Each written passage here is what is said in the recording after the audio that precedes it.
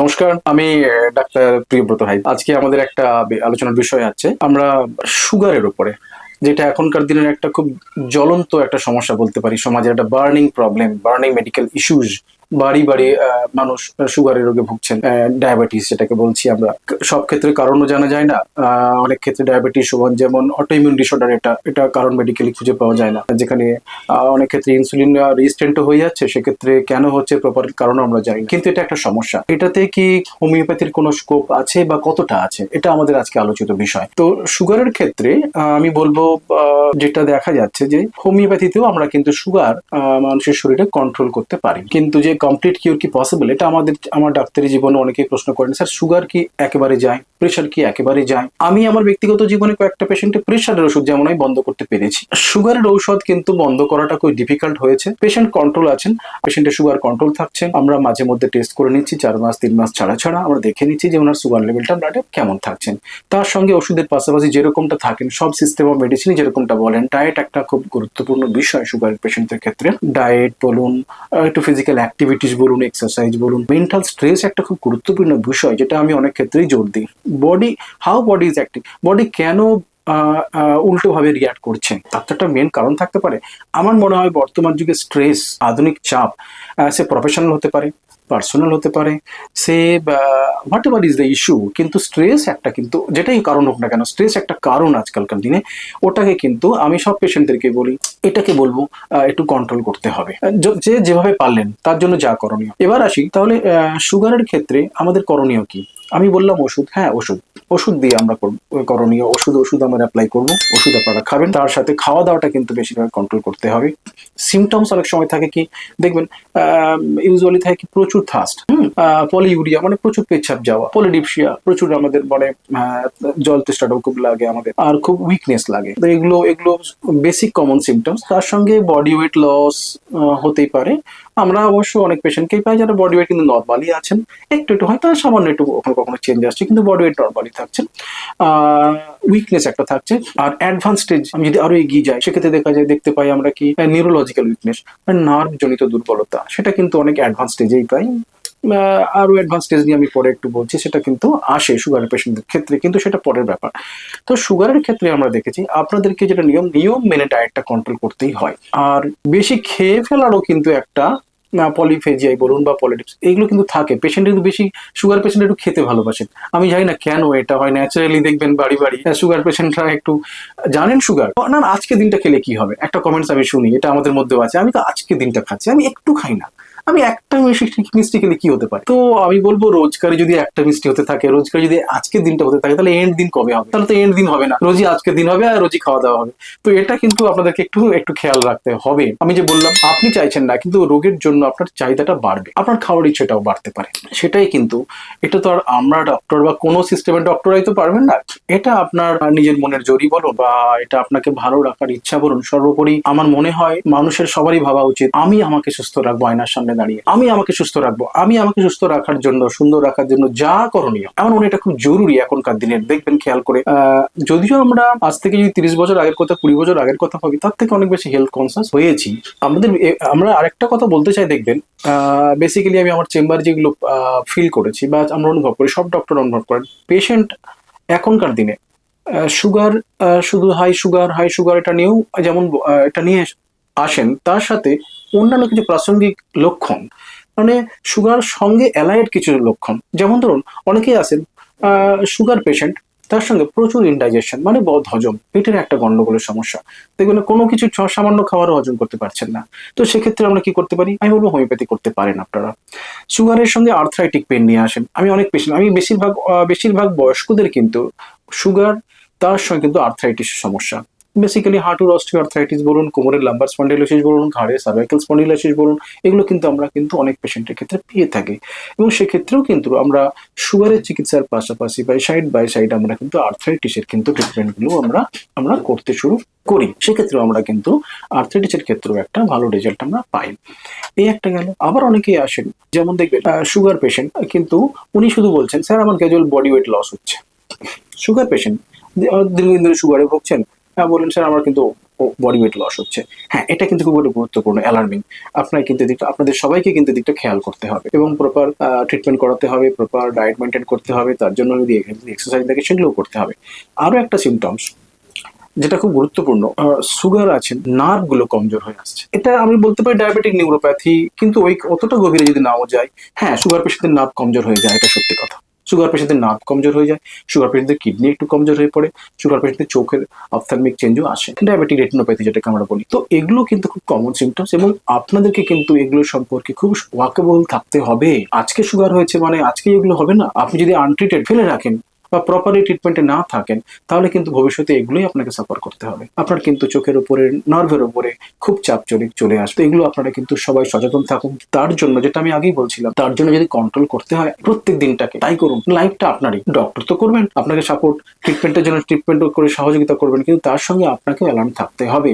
আমি এগুলো পাই খুব, স্যার আমার নার্ভে প্রচন্ড ব্যথা হচ্ছে, আমার স্যার হাতটা প্রচন্ড ব্যথা আছে, কিন্তু কোনো সিমটমস নেই, কিন্তু হাতে স্যার প্রচন্ড ব্যথা হচ্ছে।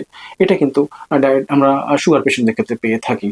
তো শুধু হাত না, বিভিন্ন পেশেন্ট বিভিন্ন জায়গায় বলেন, কেউ হাতে বলছেন, তো কেউ বলছেন আমার মাথা ঝিমঝিম করছে বেশি, কেউ বলছেন আমার স্যার কোমর থেকে পায়ে প্রচন্ড ব্যথা হচ্ছে। তো এগুলো কিন্তু কমনলি বলে থাকেন নার্ভের সমস্যা জনিত কারণে। অনেকেই আসেন কিন্তু চোখের ভিশন কমে আসা, এটা কিন্তু অনেক সুগার পেশেন্ট বলে থাকেন। হ্যাঁ, প্রপারলি সাইজ আমি দেখতে পাচ্ছি না, বা দেখলে ব্লাড দেখছি, আমার পাওয়ারটা কি স্যার চেঞ্জ হয়ে গেল? আমরা সাজেস্ট করি, হ্যাঁ দেখে নিন, সাজেস্ট করিও, একবার পাওয়ারটা চেক করে নিন প্রপারলি আছে কিনা। তো পাওয়ারটাও ঠিক হলো, তবু বলছেন স্যার যেন অতটা ক্লিয়ার না। তো সেক্ষেত্রে আমাদের কিন্তু মাথায় রাখতে হবে যে হাই সুগার অনেকদিন লেভেলে থেকে যাচ্ছে কিনা, একটা হাই লেভেলে ফেলে রাখা হয়েছে কিনা, সেটাও কিন্তু উচিত না। সেটা আপনাদের সবাইকে কিন্তু এটা খেয়াল রাখতে হবে এবং তার যথাযথ ব্যবস্থা নিতে হবে। ওষুধের মারফতেই ব্যবস্থা নিতে হবে, ট্রিটমেন্ট করাতে হবে। আরেকটা কথা বলবো, যেটা হচ্ছে কিডনি সংক্রান্ত ব্যাপারে একটা প্রশ্ন আছে, সুগারের পেশেন্ট কি কিডনি রোগে ভুগতে পারেন? হ্যাঁ পারেন, ডায়াবেটিক রেটিনোপ্যাথি, যেটা কিন্তু সিভিয়ার একটা ভয়াবহ অবস্থা আমি বলতে পারি। তবে এটা এন্ড স্টেজ, এটা শেষের দিকেই আসে সাধারণত। এটা কিন্তু সুগার পেশেন্টের শুরুর অবস্থা না, শেষের দিকে একটুখানি, আরো অনেকটা এগিয়ে গেলে হয়তো বয়স্কদের ক্ষেত্রে আমরা দেখতে পাই এটা। কারো কারো ক্ষেত্রে ব্যতিক্রমী ভাবে কম বয়সে দেখতে পাওয়া যায় বা গেছে, এটা কিন্তু সত্যি কথা। তো অতএব তাহলে আপনারা সবাই বুঝতেই পারছেন, সুগারটা কিন্তু খুব ইজি সমস্যা না, এটা ফেলে রাখার মতো সমস্যা না, বা হেলাফেলা করার মতো সমস্যা না, কম গুরুত্ব দেওয়ার মতো সমস্যা না।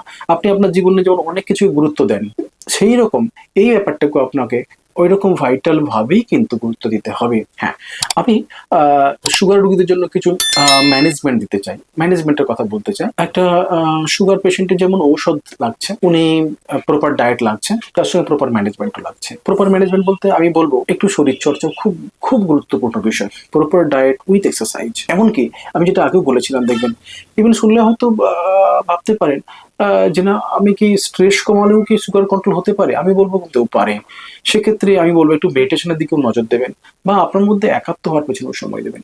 সকাল ধরুন আপনি মর্নিং এ উঠেই আপনি প্রাত্যহিক সারাপাটেও ফ্রেশ হয়ে যদি নিজের দিকে একাত্ম হলেন, সাপোজ আপনি 2 মিনিট, আমি বলবো একদম নিয়ম নীতি মেনে প্রাণায়াম যদি না হয়, আমি একটু হাঁটতে বেরিয়ে গেলাম ফ্রি এয়ারে, আমি আমার বাগান আছে, ছাদ আছে, আমি সেখানে একটু হেঁটে নিলাম, আমি 20 মিনিট 10 মিনিট হেঁটে নিলাম, একদম ফ্রি, একদম যখন আমার মাথায় কোনো চাপই থাকবে না, আমি আমি ফ্রেশ নেচারের মধ্যে আছি, হাঁটাচলা করছি। তাহলে কিন্তু এটা একটা খুব গুরুত্বপূর্ণ বিষয় সুগারের ক্ষেত্রে। আপনারা কিন্তু এটা সবাই এটা করুন, এটা ওয়ান টাইপ অফ ম্যানেজমেন্ট, যেটা আপনারা খুব সহজেই করতে পারেন। লেথার্জেটিক হলে চলবে না, আমি লেট ব্যাক হলে চলবে না, না না আমি বিছানায় আজকে, না না না আমি আজকে 1 ঘন্টা রেস্ট নিই, না না না, আমি বলবো আর্লি উঠুন, আর্লি বিছানায় যান, আর্লি আগের ডিনার আর্লি সারুন, রাতের খাবারটা আর্লি বিছানায় ছাড়ুন, এই সকালের কাজটা করুন, করে আপনার দিন শুরু করুন। 20 মিনিট সময় দিন, 10 মিনিট সময় দিন। এবার এবার ধরুন আপনাকে আমি বলবো যে যেমন ব্যস্ত, আজকালকার দিনে আমরা সবাই ব্যস্ত। তো ব্যস্ততার মধ্যে আমি বলবো ডায়েটে যদি ঢুকতে চাই, আমি সুগার পেশেন্ট ডায়েট একটা ভাইটাল ফ্যাক্টর। ডায়েটের মধ্যে আপনি কখনোই খুব ফাস্টিং করবেন না। সুগার রোগী মনে করেন না আমি তো খাবো না, না খেলে ভালো থাকবো, না না, আপনার বডিতে যতটুকু খাওয়ার লাগবে, যত ক্যালোরি খাওয়ার লাগবে, ততটুকুই আপনাকে খেতে হবে। আর একটা খুব গুরুত্বপূর্ণ অ্যাডভাইস দিতে চাই, আপনারা সবাই না আপনার ক্যালোরি ইনটেক মর্নিং এর দিকে করুন, যেটা ডেভেলপ কান্ট্রি করে। আপনি ইভিনিং এর দিকে আপনার ক্যালোরি ইনটেক বা খাওয়া কমিয়ে দিন, আমার মনে হয় এতে ভালো থাকবেন আরো বেশি করে। বডি কিছুটা হলেও আপনাকে ফিডব্যাক দেবে, কারণ বডি তো অনেকের ক্ষেত্রে সুগারের ক্ষেত্রে ইনসুলিন রেজিস্ট্যান্ট হয়ে যাচ্ছে। ইনসুলিন প্রপারলি বডির আমাদের ব্লাড থেকে সুগারটাকে সেরে পাঠাতে পারছে না, যার জন্য ব্লাড থেকে ইউরিনে যাচ্ছে, তো বডি থেকে বেরিয়ে যাচ্ছে। তো এই যে জায়গাটা যদি আমরা সকালের দিকে আমাদের মেটাবলিজম রেট বডির সকালের দিকে বেশি থাকে, যত বেলা গড়িয়ে যাবে তত কিন্তু মেটাবলিজম পাওয়ারটা বডির, মানে খাবার ভাঙার, সহজ করে বলতে গেলে খাবার ভাঙার যে ক্ষমতা, সেটা কিন্তু কমে আসবে। বডি কিন্তু খাবারগুলোকে জমিয়ে দেবে বডির কোনো পার্টে। দেখবেন উন্নত দেশগুলো কি করে, ওদের ক্ষেত্রে ব্রেকফাস্টটা একদম লাঞ্চের মতো হেভি, লাঞ্চ সামান্য, ডিনার আরো সামান্য, এইভাবে বেশিরভাগটা, এটা ওরা সবাই হয়তো নয়, কিন্তু ওদের এটা ওখানকার কালচার। তো আমরা বলবো সুগার রোগীরা যদি এদিকে একটু ধ্যান দেন, এটা কিন্তু সিম্পল ট্রিক একটা, এটা কিন্তু খুব ভালো হয় বলে আমার মনে হয়। আপনি মর্নিং এর দিকে নজর দিন, আপনার ডায়েটটা হেভি নিন, হ্যাঁ ফ্রিকোয়েন্ট ডায়েট নিন। আমি বলবো না একটানা আপনার অফিস যাওয়ার আছে, আপনার তাড়া আছে, আপনার জবে যাওয়ার আছে, আপনি একদম খালি পেট না গিয়ে কিছু খেয়ে আপনি অফিসে চলে যান। ব্যস্ততা, দৌড়ঝাঁপ, তারা আমাদের সবাই ব্যস্ততা, আজকে সবাই ব্যস্ত আমরা আজকালকার দিনে। আবার ওখানে গিয়ে লং গ্যাপ করবেন না, কিছু খাওয়ার আছে হ্যান্ডি কিছু রাখুন, হ্যাঁ সুগার মেটেরিয়াল না হলেই হলো, কিছু হ্যান্ডি কিছু রাখুন। আমি কাছে পিঠে কিছু রাখতেই পারি, দুটো বিস্কিটও রাখতে পারি, আজকালকার দিন ক্রিম কেকার বিস্কিটও পাওয়া যায়। এটা করুন, নিজে নিজে ব্যস্ত থাকুন, আপনার জব করুন, টাইমটা লাঞ্চটা টাইমের মধ্যে করে নিন, সেরে নিন। লাঞ্চের পর থেকে হালকা খাবার নিন। আমরা দেখুন উইকেন্ডে আজকাল সবাই একটু ব্যস্ত থাকি, আমাদের হেভি হয়ে যায়, তো তার জন্য একটু সচেতন থাকুন। সারাদিনে ব্যস্ত রাখুন নিজেকে, ব্যস্ত থাকুন, ওভার স্ট্রেস থেকে নিজেকে দূরে রাখুন। স্ট্রেস তো থাকবেই, মডার্ন লাইফস্টাইলে শুধু স্ট্রেসই স্ট্রেস। আগামী দিনে স্ট্রেস একটা কিন্তু ভয়াবহ রূপ নিচ্ছে, যে প্রফেশনেই আছেন। ইভিন আজকাল স্কুল গোয়াদেরও স্ট্রেস, তাদের পিঠের ব্যাগটা দেখলে এখন আমাদেরই খারাপ লাগে, 15 কেজি 20 কেজির ব্যাগ ওদের, এটা ওদের জন্য চাপের। তারপরে মাল্টিপল অ্যাক্টিভিটিস, একটা বাচ্চার নানা রকম অ্যাক্টিভিটিস থাকে, তার সুইমিং আছে, তার গিটার আছে, তার সিঙ্গিং আছে, তার তবলা আছে, তার হোয়াট এভার ইট ইজ। কিন্তু স্ট্রেস সবারই জীবনে। আমরা যারা রোগে পড়েছি আমাদেরকে কিন্তু এইভাবে কন্ট্রোল করতে হবে, স্ট্রেসটাকে ম্যানেজ করে নিতে হবে। কিভাবে করবেন দ্যাটস আপ টু ইউ, ওটা আপনারাই কন্ট্রোল করবেন। এইভাবে সকাল থেকে দিন পর্যন্ত একটা রুটিন লাইফ মেনটেন করুন, যেটা মেনটেন করুন। এরকম না আমি একদিন করলাম দ্যাটস ওকে, না না না, এটাকে আপনাকে মেনটেন করতে হবে। ইউ শুড ক্যারি অন, এটা আপনাকে চালিয়ে যেতে হবে এবং নিজের মধ্যে রাখার চেষ্টা করুন, না আমি এটা করবো।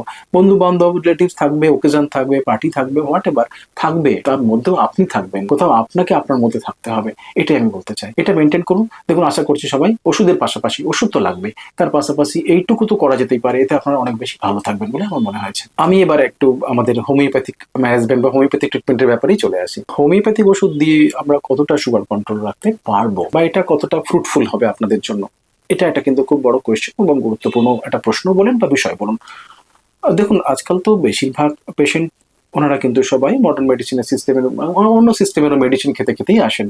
তো অনেকে প্রশ্ন করেন যে যে স্যার এটা কি আমরা সাইড বাই সাইড ওষুধ খেতে পারি, হোমিওপ্যাথিক ওষুধ? আমার আনসার থাকে ইয়েস, আপনি পারেন, আপনি পারেন।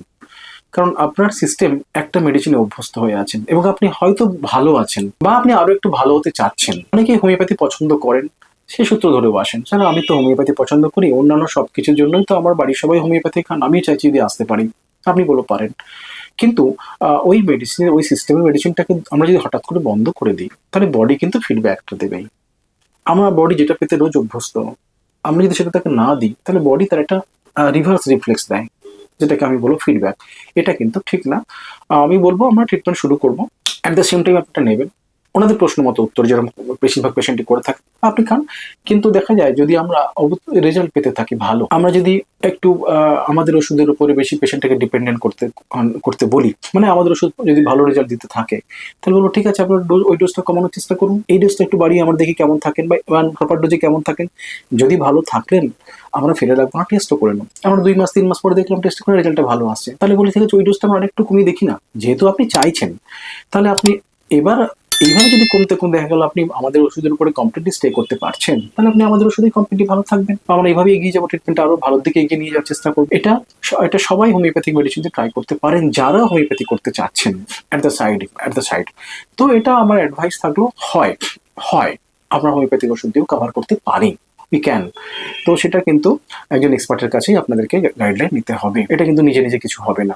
আমরা এবার একটু ট্রিটমেন্টের ব্যাপারে চলে আসি। হোমিওপ্যাথিক ওষুধের ক্ষেত্রে বা কি কি ওষুধ দিয়ে আমরা হোমিওপ্যাথিক ট্রিটমেন্ট করতে পারি, বেশ কিছু ওষুধ, যেমন আমি বলি ক্রেটিগাস মাদার ফর্মে, শিওন্যান্থাস মাদার ফর্মে, অ্যাব্রোমা অগাস্টা মাদার ফর্মে। আর আমি আগেই বলছিলাম যেগুলো দেখবেন সিজিজিএম, জাম্বোলেনাম, জিমনেমা সিলভেস্ট্রা, সেফালেন্ড্রা ইন্ডিকা, এগুলো মাদার ফর্মেই বেসিক্যালি ভালো কাজ করে। তো এগুলো আপনারা ইউজ করতে পারেন। আর তার সঙ্গে কিছু পোটেনশিয়াও ভালো কাজ করে, যেমন অনেকেই জানেন না যে হোমিওপ্যাথিতে কি ইনসুলিন বলে ওষুধ হয়, এটা কিন্তু বিরাট কোয়েশ্চেন একটা, জানেন তো। আমাকে অনেক পেশেন্ট প্রশ্ন করেছিলেন, আপনারা এটা খেয়াল করুন হোমিওপ্যাথিক ইনসুলিন মেডিসিন হয় নাকি? ইয়াস, এবং হোমিওপ্যাথিক ওষুধটা ওই ইনসুলিন হরমোন থেকেই তৈরি হয়, যেটা প্যানক্রিয়াস সিক্রেট করে আমাদের বডিতে, এবং এর ট্রাইচুরেশন ফর্মেও পাওয়া যায়, ট্যাবলেট ফর্মেও পাওয়া যায়, পোটেনশি ফর্মেও পাওয়া যায়। তবে সেটা কিন্তু সিমটমস ম্যাচ করতে হবে। হেলোনিয়াস একটা খুব ভালো ওষুধ, হেলোনিয়াস ডোইকা, সিমটমস কিন্তু এগুলো ম্যাচ করতে হবে এবং উইথ গাইডেন্স কিন্তু খেতে হবে, না হলে কিন্তু ভুল হবে।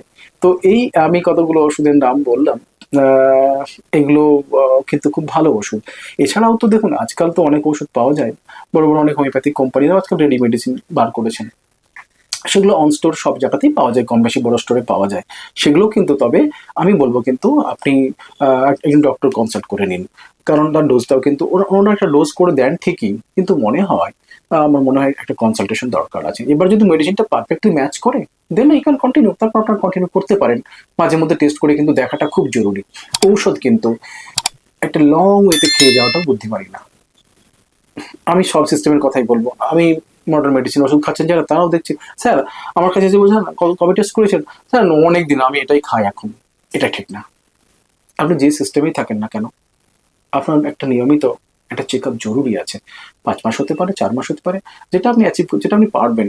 আপনি এটা একবার দেখে রাখুন। আজকাল বাড়িতেও ডিভাইস পাওয়া যায়, আপনি ডিভাইস দিয়ে দেখতে পারেন, তাতে এদিক ওদিক হয়তো হবে 10 to 20 বেশি দেখায় তো কি আছে, নো ম্যাটার, এটা কোনো ম্যাটার না। কিন্তু একবার চেক করে নেবেন। যদি নর্মাল থাকেন মেডিসিন ডোজ কমানোর চেষ্টা করুন। তাহলে বিষয় হলো হোমিওপ্যাথিক ওষুধ যেমন অন্যান্য সিস্টেমের মতোই সুগার পেশেন্টের ওষুধ তো ছাড়িয়ে দেওয়াটা খুব ডিফিকাল্ট হয়ে যাচ্ছে এখন যে দেখতে পাচ্ছি। বরং গ্র্যাজুয়ালি ডোজ বাড়াতে হচ্ছে, যত দিন যাচ্ছে ডোজ আরো বাড়াতে হচ্ছে। তো হোমিওপ্যাথির ক্ষেত্রেও অনেকের ধারণা থাকেন বা প্রশ্ন করেন যে স্যার হোমিওপ্যাথিক ওষুধ ট্রিটমেন্ট করে বা ওই ওষুধ খেয়ে কি আমি কোনো এক সময় আসতে পারি যখন হোমিওপ্যাথিক ওষুধ ছাড়া থাকতে পারবো? এটা খুব ডিফিকাল্ট কোয়েশ্চেন, এবং এটা পেশেন্ট ওয়াইজ রোগী ভিত্তিক সব ভ্যারি করতে পারে। কারো হয়তো দেখুন মাইল্ড সুগার, শুধু কারো সাপোজ আমি বলবো ফাস্টিং কারো আছে 130, তার জন্য হয়তো তিনি মেডিসিন নিতে ভয়ে ভয়ে ওষুধ স্টার্ট করেছেন। দেখা গেল আমাদের ওষুধ স্টার্ট করার পরে ওই লেভেলটা 120 নিচেই নেমে এসেছে, এবং আমরা ট্রায়াল পারপাসে কিছুদিন ওষুধ স্টপ করেও দেখলাম টেস্ট করে আবার লেভেলটা নর্মালি আছে। তাহলে আমরা যদি দেখি পেশেন্ট মেডিসিন ছাড়াও কিছুদিন নর্মালি থাকছেন, তাহলে আমরা এই লেভেলের পেশেন্টের ক্ষেত্রে আমরা কুইট করতেই পারি ওষুধ। ওনার ওষুধ নাও লাগতে পারে যদি উনি নর্মাল ডায়েটে থাকেন, নর্মাল এক্সারসাইজে থাকেন, প্রপার ডায়েট নেন, প্রপার এক্সারসাইজ নেন, ওনার ওষুধ নাও লাগতে পারে আগামী দিনে। ওইটা ডিপেন্ড করে পেশেন্টের ক্যাটেগরির উপরে বা সিভিয়ারিটির উপরে। আরেকটা দেখবেন এখন একটা টার্ম শোনা যাচ্ছে, অনেকেই প্রি ডায়াবেটিক বলে টার্মটা ইউজ করছেন। পেশেন্টরা বলছেন স্যার আমি তো এখন প্রি ডায়াবেটিক স্টেজে আছি, মানে আমার খুব বেশি সুগার নেই, তবু মনে হচ্ছে একটুখানি মার্জিনালি হাই বা ফ্লেয়ার আপ করছে। তো এই ক্ষেত্রে আমি যেটা আগেও বলছিলাম, এই ক্ষেত্রে কিন্তু অভূতপূর্ব রেজাল্ট থাকে। এক্ষেত্রে আপনারা যদি প্রপার ট্রিটমেন্ট করিয়ে নেন, তাহলে দেখা যাবে আপনাদের আগামী দিনে হয়তো ওষুধ ছাড়াই আপনি থাকতে পারবেন। কারণ এই স্টেজটা প্রিডায়াবেটিক স্টেজ কিন্তু সিভিয়ার স্টেজ না, হালকা স্টেজ। পেশেন্ট ফিল করছে বা পেশেন্ট অন্য কমপ্লেনের সঙ্গে টেস্ট করতে গিয়ে দেখতে পেয়েছে একটু সুগার আছে। আমার ডক্টর কোনো ব্যাপারে সাজেস্ট করেছেন, মানে একবার আমার স্কিনটা ভালো হচ্ছে না, আপনি একবার দেখুন তো আপনার সুগার লেভেলটা কি আছে। দেখা গেল সুগার লেভেলটা মাইল্ড ফ্লেয়ার আপ করেছে, মাইল্ড একটুখানি বেশি হয়েছে। তো সেক্ষেত্রে আমরা যদি এটাকে কাভার আপ করে নিতে পারি, তাহলে দেখা যায় যে আমাদের আগামী দিনে সুগার ওষুধ না খেলেও চলতে পারে, এবং ওই স্টেজটা কিন্তু ধীরে ধীরে ধীরে ধীরে ওটা কেটে যাচ্ছে, এবং কেটে যায়ও। প্রি ডায়াবেটিক স্টেজ কিন্তু কেটে যায় অনেক ক্ষেত্রে, আমি দেখেছি, যদি প্রপারলি ট্রিটমেন্টটা হয়ে থাকে। এটা কিন্তু বাস্তব। এবং তার সঙ্গে যে যে রোগটা আপনি জন্য সুগার টেস্ট করেছিলেন সেটাও হয়তো কভার আপ হয়ে গেল, হয়ে যায় এরকম। তাই প্রি ডায়াবেটিকদের ক্ষেত্রে আমরা বলবো আপনাদের অত ভয় পাওয়ার কিছু নেই। আপনারা যদি ঠিকঠাক থাকেন, ঠিকঠাকভাবে ট্রিটমেন্টটা চালান, ঠিক ওষুধ খাওয়া দাওয়া করেন, আপনি কিন্তু ভালো হবেন, এটা আমার মত। এবং ভালো হবেনই হবেন আমার মনে হয়েছে। কিন্তু ওই যেটা আগেও বলেছি, আপনাকে কিছুটা সচেতন হতে হবে ওষুধের পাশাপাশি। ব্যাস আপনার সচেতনতা আর ট্রিটমেন্ট দুই মিলে দেখুন আপনি আগামী দিনে ভালো থাকবেন, এটা আমার মনে হচ্ছে। প্রি ডায়াবেটিক স্টেজে আপনি হোমিওপ্যাথিক ওষুধের মধ্যে, তবে এটা কিন্তু লক্ষণ ভিত্তিক ঔষধ, আমি বলবো খুব কমনলি কতগুলো ওষুধের নাম বলি। সিজিজিয়াম বলে একটা মাদার টিংচার আছে, এটা কিন্তু সিমটমস ম্যাচ করার দরকার না পড়লেও কেউ কেউ কমনলি নিতে পারেন সিজিজিয়াম মাদার টিংচার। তবে ডোজটা কিন্তু ডক্টরই সাজেস্ট করবেন বা আপনার লেভেল অনুযায়ী সাজেস্ট করবেন। সেটা কিন্তু আমার মনে হয় নিজে নিজে আমি 10 ড্রপস 3 টাইমস খাবো কি 20 ড্রপস 3 টাইমস খাবো, that depends upon your level and your doctor advice. আর আরেকটা ওষুধ যেমন আমি কমনলি দিতে শুনি, আমরাও দিয়ে থাকি সেফালেন্ড্রা, জিমনেমা মাদার টিংচার, জিমনেমা সিলভেস্ট্রা, সেফালেন্ড্রা ইন্ডিকা, এগুলো আপনারা কিন্তু ইউজ করতে পারেন। তবে আমার মতে বলবো আপনি একবার হলেও আপনার ডক্টরের অ্যাডভাইস নিয়েই কিন্তু আপনার মাত্রাটা ঠিক করে নিন। ওষুধ তো ঠিক আছে, কিন্তু মাত্রাটা আপনার কতটা ডোজ লাগবে, how many Times per day লাগবে, এটা কিন্তু ডক্টর সাজেস্ট করলেই ভালো হয় আমার মনে হয়। আর আপনারা যদি ট্রায়াল হিসেবে নিতে চান, 10-15 দিন নিয়ে দেখতে পারেন টেস্ট করে নিয়ে একটু কমলো কিনা, তাহলে সেই মতো আপনারা অ্যাপ্রোচ করতে পারেন, এগিয়ে যেতে পারেন। এটা আপনাদের উপরেই থাকলো। আপনারা সবাই এগিয়ে আসুন, আপনারা চেষ্টা করতে পারেন, হোমিওপ্যাথির উপরে ফেদ রাখতে পারেন। হোমিওপ্যাথি ক্যান, আমি এটা বলছি, হোমিওপ্যাথি অনেক ক্রিটিক্যাল কেয়ারেও হোমিওপ্যাথি ক্যান। আপনারাও এগিয়ে আসুন, পারেন, আপনারা ভরসা রাখুন। নমস্কার।